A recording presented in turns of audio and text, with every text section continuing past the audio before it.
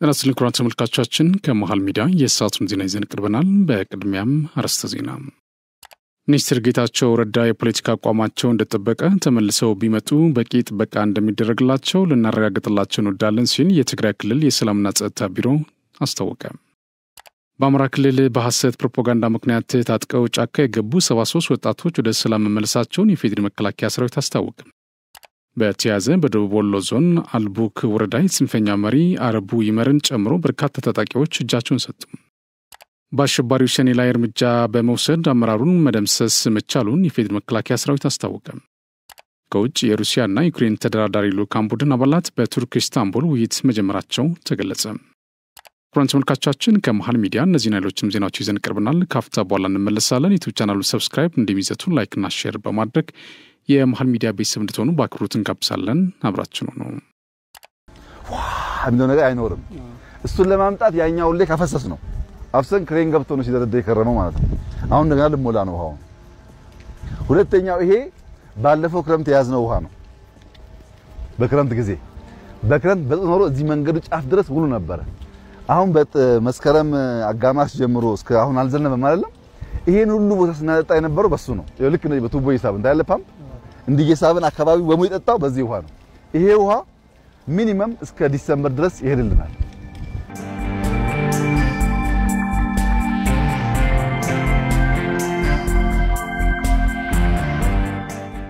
ይሄ የምታዩት ኦሬዲ የተዘጋጀ ነው። ብረት ነው። መጥቶ ይታሰራል። ማሰሪያ ሁሉ ተደርጎበታል። ይታሰራል። በአንድ ወር ውስጥ ጥላው እንዳለ ነው የሚቀመጠው። ሼድ ማድረግ ብቻ ነው። እዚህ ሆናችሁ ቅድም ያልኳችሁን ቪው ወደዛ ተመልከቱ። ወደዚህም ተመልከቱ። ግሪነሪውን ተመልከቱ ምን እንደሚያክል። እዚህ አካባቢ 100% ኢንዲጂነስ ነው የሚሆነው። ኢንዲጂነስ ሲሆን አንደኛ ጫካ ነው የሚሆነው፣ አትገባበትም። ሁለተኛ እንደዚህ ዝም ብሎ አይረዝምም። አሁን እዚህ ሆነ ያለው የከተማው ቪው እንደዚህ ያለ የሚሆነው ጫካውም ታለ ከተማውም ታያለ። ሶስተኛ ደግሞ ኢንቫይሮመንቱ ይጠብቅልናል ማለት ነው። ኢነር ሌክ ዙሪያ ለመዞር 25 ደቂቃ ይወስድባችኋል። አውተሩን ሳትጨምሩ ማለት ነው።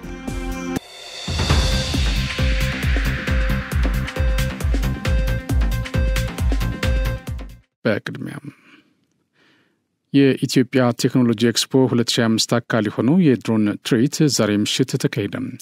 በትርኢቱ 1500 ድሮኖች ወደ ሰማይ የተለቀቁ ሲሆን ኢትዮጵያ በቴክኖሎጂው ዘርፍ የደረሰችበትን አቅም መንጸባረቁ ተነግሯል። የትርኢት ከትዕይንትነቱ ባለፈ ኢትዮጵያ ለሀገራዊ ብልጽግናና ለአፍሪካ ትስስር ያላትን ጠንካራ አቋም ያሳየችበት መሆኑም ተመላክቷል። የምሽቱ የድሮን ትርኢት በአፍሪካ ትልቁ የድሮን ትዕይንት መሆኑም ተነግሯል። የኢንፎርሜሽን መረብ ደህንነት አስተዳደርና የኢትዮጵያ አርቲፊሻል ኢንተለጀንስ ኢንስቲትዩት በጋራ ያዘጋጁት የኢትዮጵያ ቴክኖሎጂ ኤክስፖ ኢቲኤክስ 2025 እየተካሄደ መሆኑን ይታወቃል። የኤክስፖ የሳይበር ደህንነት፣ አርቲፊሻል ኢንተለጀንስ፣ ፋይንቴክ፣ ስማርት ሲቲ እና የቴክኖሎጂ ትምህርትን መሰረት ያደረገ 5 የትኩረት መስኮችን የያዘ ነው። ከዛሬ ግንቦት 8 እስከ 10 ቀን 2017 ዓ.ም በአዲስ ዓለም አቀፍ ኮንቬንሽን ማዕከል በሚካሄደው ኤክስፖ ከ10,000 በላይ ታዳሚዎች እንደሚሳተፉ ተገልጿል። የድሮኑን ትርኢት ተከታትለን እንመለስ።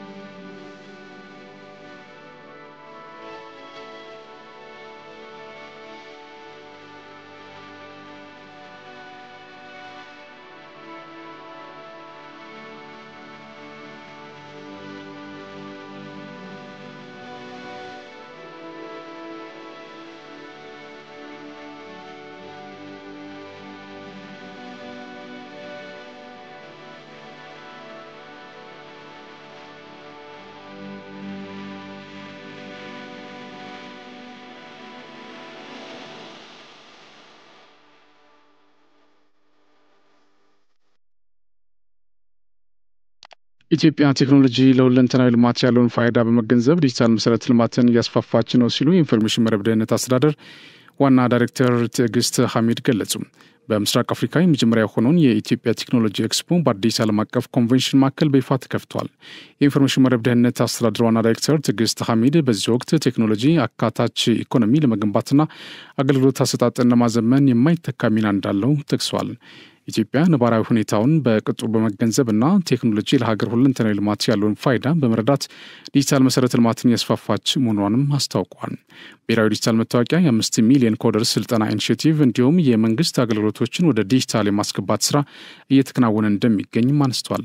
የሳይበር ደህንነትን ማረጋገጥ የሚያስችሉ ቁልፍ የዲጂታል መሰረተ ልማቶች መገንባታቸውን ያነሱት ዋና ዳይሬክተሯ ይህም ዜጎች ደህንነቱ በተጠበቀ አካባቢ የመኖር መብታቸው የሚያረጋግጥ ነው ብሏል። ኤክስፖ እንደ ሀገር ብሎም እንደ አህጉር ቴክኖሎጂን ማዕከል አድርገው የተሰሩ ስራዎችን የእድገት ደረጃዎችን በተመለከተ የሚመከርበትና ለፖሊሲ ግብዓት የሚሆኑ ምክር ሀሳቦች የሚፈልቁበት ነው ብሏል።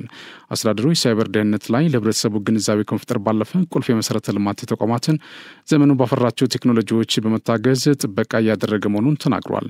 የተባበሩት አረብ ኤሚሬቶች የሳይበር ደህንነት ካውንስል ሊቀመንበር መሐመድ አልኪውፍት በበኩላቸው ቴክኖሎጂ ዓለምን የመቀየር ትልቅ አቅም እንዳለው አንስተዋል። የሳይበር ደህንነትና ማረጋገጥ ብሔራዊ ደህንነትና ሉዓላዊነትን ማረጋገጥ መሆኑን ጠቅሰው በዚህ ላይ ሀገራት በትኩረት ሊሰሩ ይገባል ብሏል።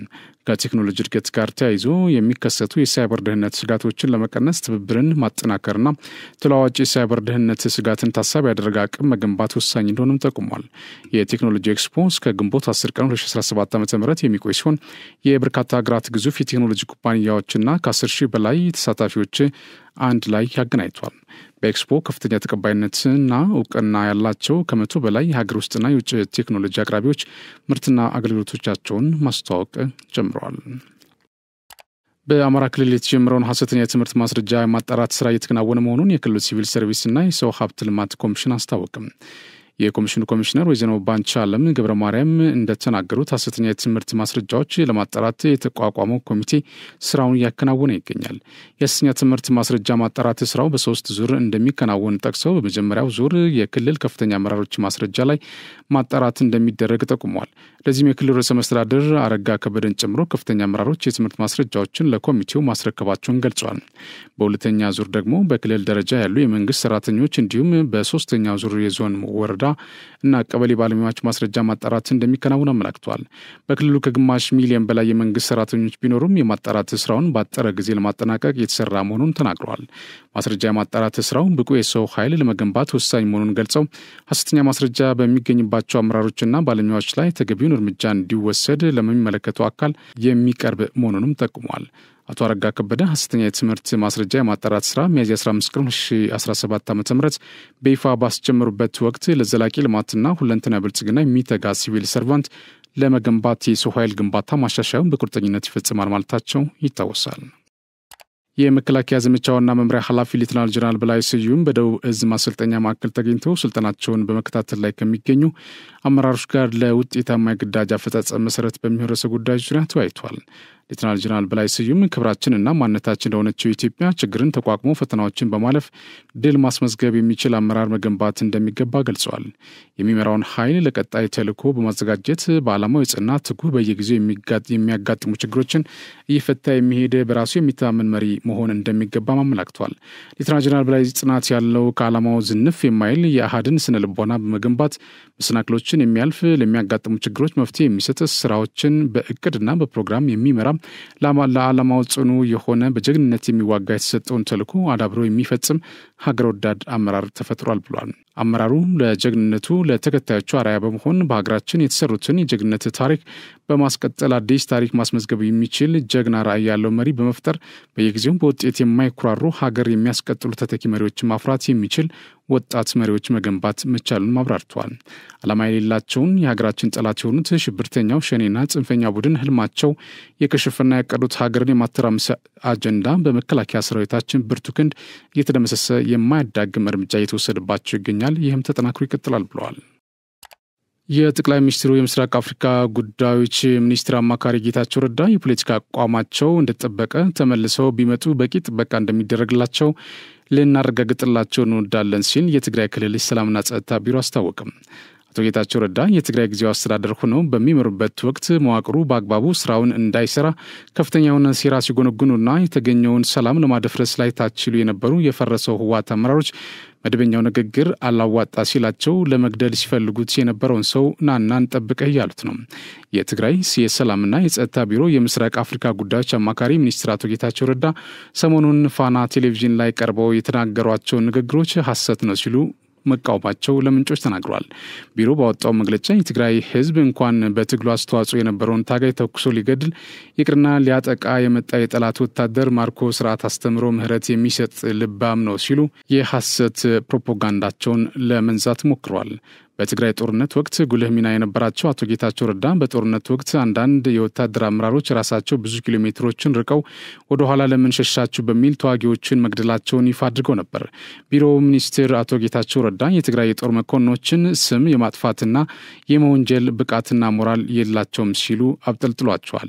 ሌላው አቶ ጌታቸው አንዳንድ መኮንኖች በግላጭ በተለያዩ የዝርፊያ ተግባራት ላይ መሰማራታቸውን ተናግረው ነበር ለሚለውም ቢሮ ግን በጦርነቱ የተቃጠሉና የወደሙ የጦር መሳሪያዎች በራሱ ስልጣን ስርዓት ባልተከተለ መንገድ እንዲነሱና እንዲሰርቁ ያዘዘው ራሱ ጌታቸው ነው ሲሉ ተሳልቀዋል። ጌታቸው ሚዲያዎች በመጠቀም ራሱ የፈጸማቸውን ጀነራሎችን እንደሰረቁትና እንደመዘበሩት አድርጎ የሚያወራው የብረታ ብረት ስርቆትና ምዝበራ ዋነኛ ዓላማው የሰራዊቱን አንድነት መበተን መሆኑ ለማንም ግልጽ ነው ሲሉ በመግለጫቸው ዳግም የትግራይ ህዝብን ለማታለል ሞክረዋል። አቶ ጌታቸው በክልሉ እያሉ ከታቀደባቸው ግድያ ማምለጥ እንደቻሉ አነስተው ነበር። ቢሮው የሰራዊት አመራር ሊገድሉኝ ያቀደው ለጥቂት ከሞት አመለጥኩኝ የሚል በሚዲያ የታጀበ ስም የማጥፋት ዘመቻ በስፋት ተስፋፍቷል ያለ ሲሆን ይህ ከእውነት የራቀ የፈጠራ ውሸት ነው ሲልም ውድቅ ማድረጉን አመላክቷል። ከዚህ ባለፈ አቶ ጌታቸው አስተላለፋቸውን ቀይረው ብልጽግና ሆነዋል ያለው የሰላምና ጸጥታ ቢሮም ፖለቲካዊ አቋሙ እንደተጠበቀ ተመልሶ ቢመጣ በቂ ጥበቃ እንደሚደረግላቸው ልናረጋግጥላቸው እንወዳለን ሲሉም ተናግረዋል። በትግራይ ህዝብ ትግል ብዙ ሸታሞችና ካድሬዎች ታይተዋል። ቢሆንም የጌታቸውን ጥግ አይደርሱም ሲሉ ገልጸው መላው ሰራዊትና የትግራይ ህዝብ የጌታቸው መረጃ ነጭ ውሸት መሆኑን ሊያውቁ ይገባል ሲሉ ዳግም ለማታለል ሞክረዋል። ቢሮው የፌዴራል መንግስትም ይህን መሰል የፕሪቶሪያ ሰላም ስምምነት የሚጻረር ስም የማጥፋት ዘመቻ በማረም የበኩሉ አስተዋጽኦ እንዲያደርግ ጥሪ አቅርቧል ሲሉ ራሳቸው የጣሱትን የፕሪቶሪያውን ስምምነት ሌላኛው አካል እንደጣሰው አድርገው ለማቅረብ ሞክረዋል። ከሰሞኑን አቶ ጌታቸው ረዳ በሰጡት ቃል እንደነ ጀነራል ምግበ፣ ኮሎኔል ተወልደ፣ ጀነራል ኃይለ ሥላሴ አይነት አመራሮች በወርቅ ዘረፋ ላይ እንደተሰማሩ ተናግረው ነበር። በጦርነት ወቅት ሳይቀር ከፍተኛ ዝርፊያ ላይ የነበሩ መኮንኖች እንደነበሩ ይፋ አድርገው ነበር። ከሻዕቢያ ጋር የሚገናኙ ሰዎች መኖራቸውን ጨምሮ ሌሎችም በርካታ ያልተሰሙ ጉዳዮች በይፋ አውጥተው ከፍተኛ መነጋገሪያ ሆኗል። አቶ ጌታቸው ረዳ በትግራይ ፖለቲካ እንዲሁም በህወሓት ውስጥ በአመራርነት ትልቅ ስም ያላቸው በትግራይ ጦርነት ወቅትም እስከ መጨረሻው የሰላም ስምምነት ከፊት የነበሩ ብዙ ጉዳዮችን እንደሚያውቁ የሚታመንባቸው ፖለቲከኛ መሆናቸው ይታወሳል።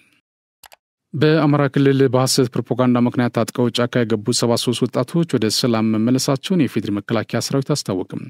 በአማራ ክልል ማዕከላዊ ጎንደር ዞን ራሱን ፋኖ ብሎ የሚጠራው ጽንፈኛ ቡድን ከትምህርት ገበታቸውና ከተሰማሩበት የተለያዩ ስራ ዘርፎች በሐሰት ፕሮፓጋንዳ ለእኩይ ተግባሩ መልምሎ እና አስገድዶ ከጫካ ከጎኑ ያሰለፋቸው ወጣቶችን ክፍለ ጦር ወደ ሰላም እንዲመለሱ ማድረጉን የሰሜን ምዕራብ እዝ ክፍለ ጦር አዛዥ ኮሎኔል ስንታየው ሰኢድ ተናግረዋል። የማዕከላዊ ጎንደር ዞን ጸጥታና ደህንነት ኃላፊ አቶ ኤርሚያስ ቢራራ በበኩላቸው ከሀገር መከላከያ ሰራዊትና ከሰላም ኮሚቴው ጋር በምስራቅ በለሳ ወረዳም ለሰላም በተጓዝነው ርቀት መሰረት በርካታ ወጣቶችን ከጥፋትና ካላስፈላጊ እልቂት መታደግ ችለናል ብለዋል። የሰላም ጥሪውን የተቀበሉ ወጣቶች በበኩላቸው የመከላከያ ሰራዊትና መንግስት ላደረገልን ነገር ከልብ እናመሰግናለን። እኛም ለህዝባችን ብሎም ለሀገራችን የሚበጀውን ነገር በቀጣይ ለመስራት ዝግጁ ነን ብለዋል። በተያዘ በደቡብ ወሎ ዞን አልቡክ ወረዳ የጽንፈኛ መሪ አረቡ ይመርን ጨምሮ በርካታ ተጠቂዎች እጃቸውን ሰጡ። የሰሜን ምስራቅ እዝ ኮር ዋና አዛዥ ብርጋዴር ጀነራል ዘውዱ ከሰጣርጌ በደቡብ ወሎ ዞን አልቡኮ ወረዳ ራሱን ፋኖ ብሎ የሚጠራው ጽንፈኛ ቡድን መሪ አረቡ ይመርን ጨምሮ በቡድኑ ተታለው ወደ ጫካ የገቡ የወረዳው ተወላጆች ከአካባቢው ማህበረሰብ ከመከላከያ ሰራዊትና ከጸጥታ ኃይል የተላለፈውን የሰላም ጥሪ ተቀብለው ከነሙሉ ትጥቃቸው ወደ ሰላም ህይወታቸው ተመልሰዋል ብለዋል። በተሳሳተ መንገድ ጽንፈኛ ቡድኑን ተቀላቅለው የነበሩ እነዚህ አባላት የጥፋት ኃይል አጀንዳ የማያዋጣ መሆኑን ተገንዝበው 2 ብሬን 2 ስናይፐር 8 ክላሽና በርካታ ተኳሽ ይዘው እጃቸውን ሰጥተዋል። ሰሞኑን በጽንፈኛ ቡድን ድብቅ አጀንዳ ተታለው ወደ ጫካ ገብተው የነበሩ በርካታ ታጣቂዎች የጥፋት ኃይሉ ዓላማ ከጊዜ ወደ ጊዜ የገዛ ህዝባቸውን የሚጎዳ መሆኑን በመረዳት መንግስት ያቀረበውን የሰላም ጥሪ ተቀብለው ወደ ሰላም ህይወታቸው እየተመለሱ መሆኑን የገለጹት ጀነራል መኮንኑ የሃይማኖት አባቶች የአገር ሽማግሌዎችና ጉዳዩ የሚመለከታቸው ባለድርሻ አካላት ለሰላም የሚከፍሉትን ዋጋ አጠናክረው እንዲቀጥሉ አሳስበዋል። ታጣቂዎቹ የቀረበውን የሰላም ጥሪ ተቀብለው እጅ ሲሰጡ የወረዳው የሀገር ሽማግሌዎችና የሃይማኖት አባቶች የተገኙ ሲሆን በአካባቢው ታጥቀው የሚንቀሳቀሱ ሌሎች ኃይሎችም ለማህበረሰቡ ሰላም ቅድሚያ በመስጠት የእነሱን ተሞክሮ እንዲከተሉ ጥሪ ቀርበዋል። በአሸባሪው ሸኔ ላይ እርምጃ በመውሰድ አመራሩን መደምሰስ መቻሉን የፌዴራል መከላከያ ሰራዊት አስታወቀም። የስድስተኛ እዝ አንድ ኮር የሰላም ጥሪ ባልተቀበለው የአሸባሪው ሸኔ ላይ ከጸጥታ ኃይል ጋር በመቀናጀት በወሰደው እርምጃ የአሸባሪ ቡድን መሪዎች ከነቡድን አባላቶቻቸው ሲደመሰሱ በርካቶች መማረካቸውና እጅ መስጠታቸውን የኮሩ አዛዥ ብርጋዴር ጀነራል ሀብታሙ ምህረት ገልጸዋል። የኮሩ ሰራዊት በሰሞኑ በምዕራብ ሸዋ ዞን ግንደበረትና አቡነ ግንደበረት ወረዳ በሽንቄ ድሬ ፍጅ ገበያ ድፋኖ ኡርጋና በሺ አካባቢው ተሰማርቶ በወሰደው እርምጃ የአሸባሪ ቡድን አመራሮች ጃል ዳንኦል እና ጃል ቡርቃ እንዲሁም ወርቅና ባይሳ ከ17 የቡድን አባሎቻቸው ጋር ሲደመሰሱ 21 የቡድን አባላት 13 ክላሽ 6 ኋላ ቀር መሳሪያ 2 የመገናኛ ሬዲዮ የተለያዩ የሕክምና መድኃኒቶችን መማረካቸውና በርካቶች እጅ መስጠታቸውን አዛዦች ተናግረዋል። አሸባሪ ኦነግ ሸኔ ህዝብን ለስቃይና እንግልት በማጋለጥ የንጹሃን ተስፋ በማጨለም ተቋማትን በማውደምና በመዝረፍ ግብና ዓላማ አድርጎ የተነሳ ቢሆንም ይህ ድርጊቱ እውን እንዳይሆን ፍላጎቱን ማክሸፍ ተችሏል ብለዋል።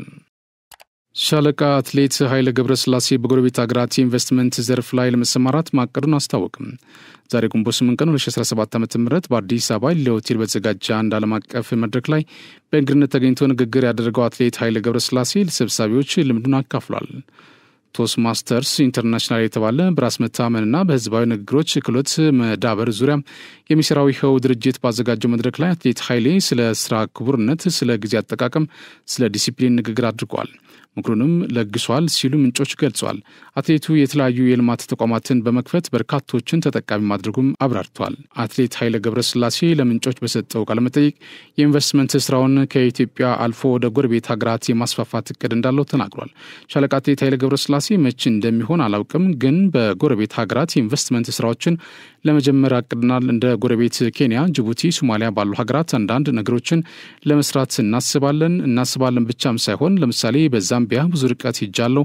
የጀመርነው ስራ አለ። ምናልባትም በቅርቡ ይሆናል ብዬ የማስበው አንዱ እሱ ነው። አሁን እንደ ኃይሌ ሪዞርትና ሆቴል ጥሩ እየሄድን ስለሆነ እሱ ላይ እናስፋለን ብለናል። አሁን የኛ ሰራተኞች ብዛት ከ5000 አልፈዋል ሲል ተናግሯል።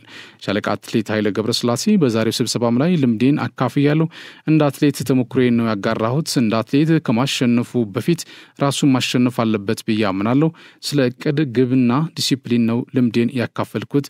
ስለ ስራ ክቡርነትና የጊዜ አጠቃቀም እንደዚሁ የራሴን ሐሳብ አጋርቻለሁ ብሏል። ሰዎችን እየለያየ ያለው ነገር የጊዜ አጠቃቀም ነው። ለ8 ቢሊዮን የዓለም ህዝብ እኩል ጊዜ ነው የተሰጠው። ዋናው ቁም ነገሩ እንዴት ነው የምትጠቀምበት የሚለው ነው። ከ24 ሰዓት ውስጥ አብዛኛውን ለስራ ያዋለ ሰው የተሻለ አምራች ይሆናል። ሌሎች ሀገራት የሚበልጡን በሰዓት አጠቃቀማቸው ነው ሲልም ተደምጧል። በእኔ አረዳድ የሰዓት አጠቃቀማችን ችግር አለበት። ይህ በብዙ መልኩ ይገለጻል። ሰርጋችን ሳምንታት ነው፣ ለቅሶቻችንም ሳምንታት ነው የሚቆየው። ሰው መጠየቅም በለው ልደትም በለው አባካኝ የሆነ የጊዜ አጠቃቀም ነው ያለን ሲል ተናግሯል። አንዳንዴ ስራ እንኳን ባይኖር ለራሳችን የማንበብ ጊዜ፣ የማወቅ ጊዜ የራስ ጊዜ ከምንሰጠው በላይ ለማይጠቅሙ ነገሮችን የምንሰጠው ጊዜ ነው የሚበዛው ሲልም ተናግሯል። ለምሳሌ አንዳንድ ሰው እኮ የተፈጥሮ ስጦታው የሚገርም ነው ይባላል። ይህንን ጉልበትና ተሰጥኦ ይዞ ግን እኮ ዲሲፕሊን የለውም ከተባለ ምንም ነገር የለውም ነው ሊባል የሚችለው ያለው አትሌት ኃይሌ ዲሲፕሊን ከሌለህ ምንም አይነት አቅምና እውቀት ይኑርህ ምንም የለህም። ለምን ቢባል ያንን አቅም አትጠቀምበትም። አንድ አትሌት ጉልበት ኑሮት እንደ ፈረስም ቢጋለብ ጉልበቱም ቢኖረው አቅምም ቢኖረው ዲሲፕሊን ከሌለው ምንም የሌለው ነው ሲል አብራርተዋል።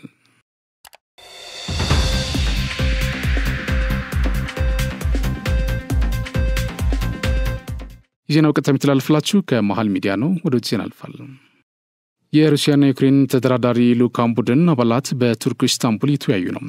በአሜሪካና ቱርክ አደራዳሪነት የተካሄደ የሚገኘው የሀገራቱ የሰላም ውይይት ከ3 ዓመታት በኋላ ለመጀመሪያ ጊዜ የተደረገ የገጽ ለገጽ ምክክር ነው ተብሏል። የቱርክ ውጭ ጉዳይ ሚኒስትር ሃካን ፊዳን ሩሲያና ዩክሬን ወደ ሰላም ስምምነት ለመምጣት ያሳዩትን ቁርጠኝነት አድንቀዋል። ሁለቱ ወገኖች ስምምነት ላይ ለመድረስ ጥረት ማድረግ አለባቸው ያሉት ሚኒስትሩ ውይይቱ ከሁለተኛው የዓለም ጦርነት በኋላ አስከፊ የተባለውን ጦርነት ለማስቆም ወሳኝ ምዕራፍ የሚከፍት ነው ብሏል። በመድረኩ ዩክሬን ወደ ሰላም ስምምነት ለመምጣት ሩሲያ ለ30 ቀናት የሚቆይ ተኩስ አቁም እንድታደርግና ሁሉንም የጦር ምርኮኞች እንድትፈታ መጠየቋ ተሰምቷል። ሩሲያ በበኩሏ ዩክሬን የጠየቀችውን የተኩስ አቁም ለማድረግና ወደ ሰላም ድርድር ለመምጣት ፈቃደኛ መሆኗን ገልጻለች። ይሁን እንጂ የተኩስ አቁሙን የዩክሬን ወታደሯን ለማደራጀትና የጦር መሳሪያ ለማሰባሰብ ልትጠቀምበት ትችላለች የሚል ስጋት እንዳላት ነው አጽንኦት የሰጠችው።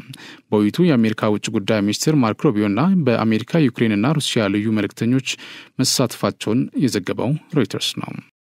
ፍራንስ ተመልካቾቻችን ከመሃል ሚዲያ ለሰዓቱ ያዝናቸው ዜናዎች እነዚህ ናቸው። ስለተከታተላችሁ እናመሰግናለን። ከሪስቶች ይቀጥላሉ። በእኔ በኩል ጨርሻለሁ።